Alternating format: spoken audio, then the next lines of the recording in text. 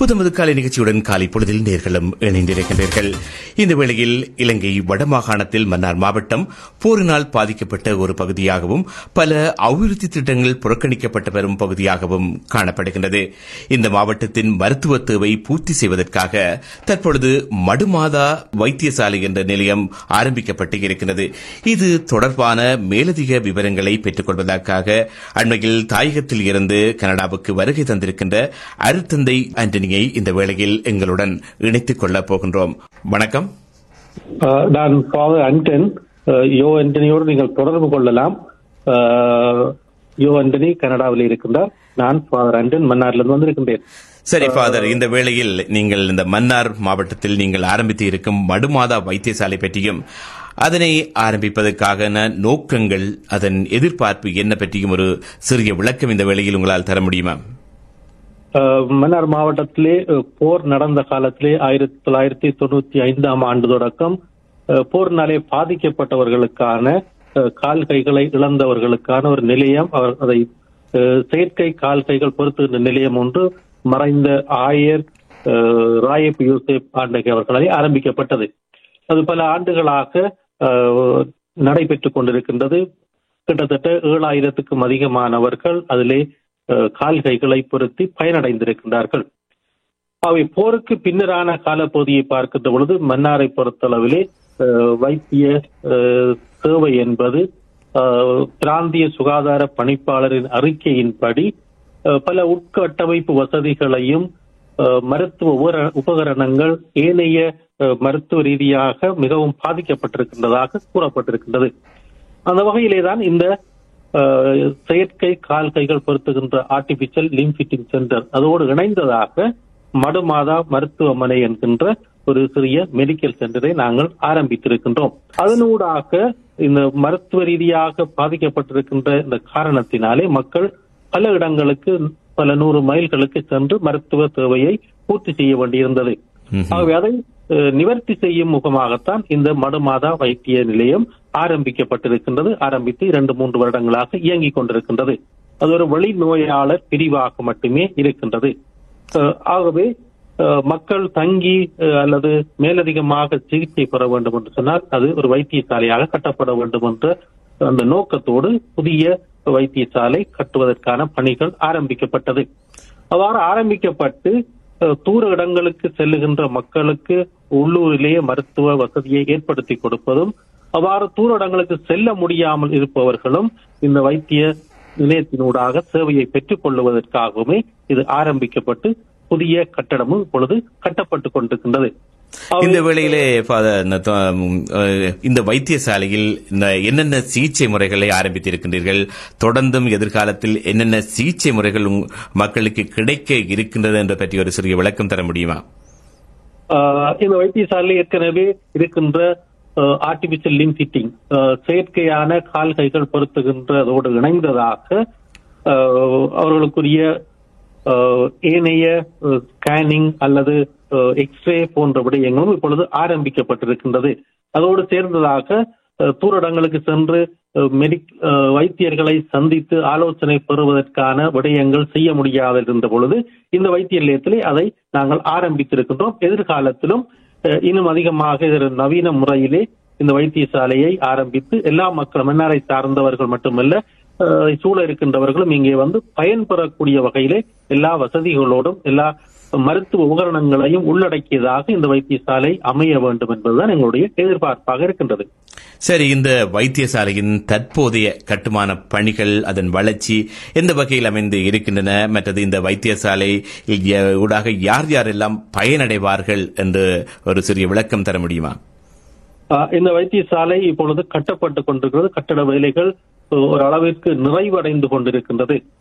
ஆனால் இன்னும் அதிகமான வேலைகள் அந்த கட்டடத்திலே இருக்கின்றது.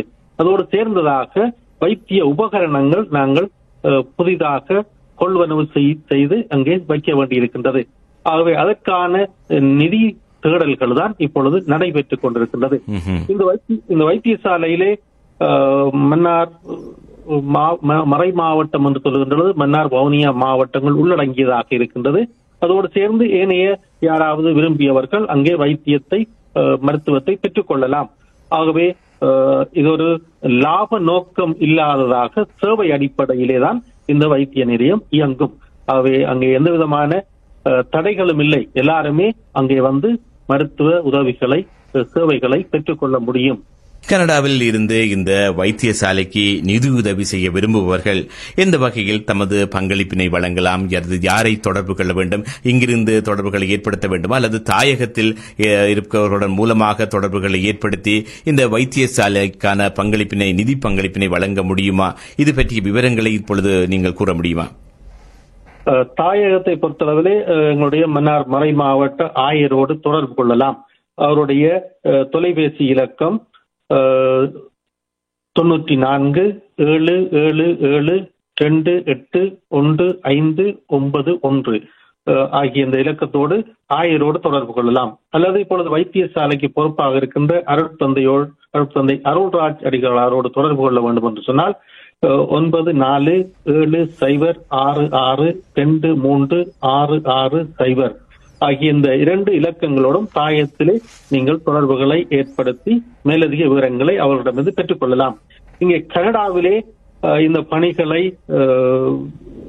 கோஆர்டினேட் பண்ணுவதற்காக அல்லது இந்த தொடர்புகளை ஏற்படுத்துவதற்காக மிஸ்டர் ஜோ ஆண்டனியினுடைய தொலைபேசி இலக்கத்தை நான் உங்களுக்கு தருகின்றேன். அவருடைய இலக்கம் 4168544143. இந்த இலக்கங்களோடு தொடர்பு கொண்டு இதற்குரிய மேலதிக விளக்கங்களை நீங்கள் பெற்றுக் கொள்ளலாம். இந்த வேளையிலே மன்னார் ஆயரும் எங்களுடைய கலையகத்துக்கு விஜயம் செய்திருந்த பொழுது இந்த வைத்தியசாலை தொடர்பான ஒரு நேர்காணலையும் நாங்கள் நேர்களுக்காக வழங்கியிருந்தோம். அப்பொழுது கூட அவர் இந்த வைத்தியசாலை தேவை மன்னார் மக்களுக்கு எந்த அளவுக்கு பயன்பட போகின்றது என்றும் அந்த ஒரு விவரத்தையும் நேர்களுக்கு வழங்கியிருந்தார். இந்த வேளையிலே இங்கிருந்து உதவி செய்ய விரும்புபவர்கள் மன்னார் ஆயர் மேதகு ஆயர் இம்மானுவேல் பெர்னாண்டோ அவர்களை தொடர்பு கொள்ளக்கூடிய தொலைபேசி இலக்கத்தை நான் தந்துவிடுகின்றேன்.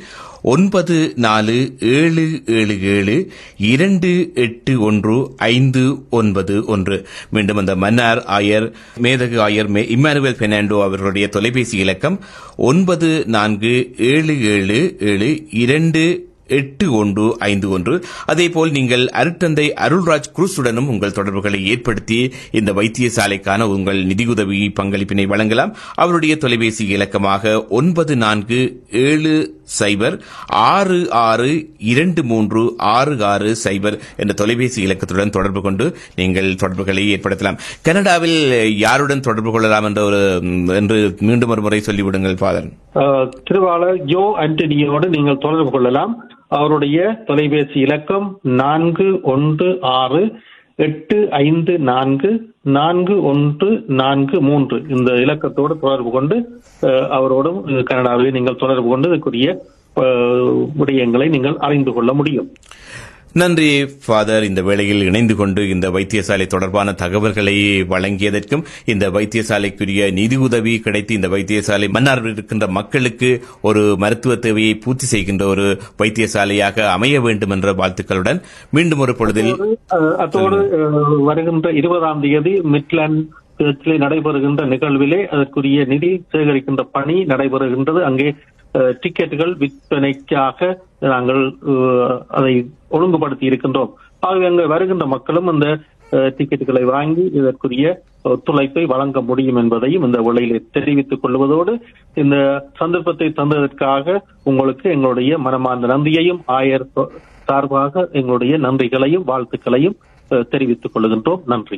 நன்றி ஃபாதர் ஜோ ஆண்டனி. மற்றொரு பொழுதில் சந்திக்கலாம். நன்றி, வணக்கம். CMR யூடியூப் சேனலில் இணைந்திருக்கும் நேர்கள் அனைவருக்கும் எமது நன்றி. காமெண்ட்ஸ் பகுதியில் உங்கள் கருத்துக்களை தெரிவிக்க தவறாதீர்கள்.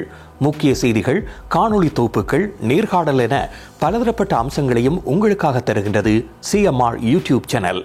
CMR என்று சர்ச் செய்து எமது யூடியூப் சேனலை சப்ஸ்கிரைப் பண்ணுங்கள். உங்கள் உற்றார் உறவினர் நண்பர்களோடும் இந்த காணொளி தொகுப்புகளை பகிர்ந்து கொள்ளுங்கள்.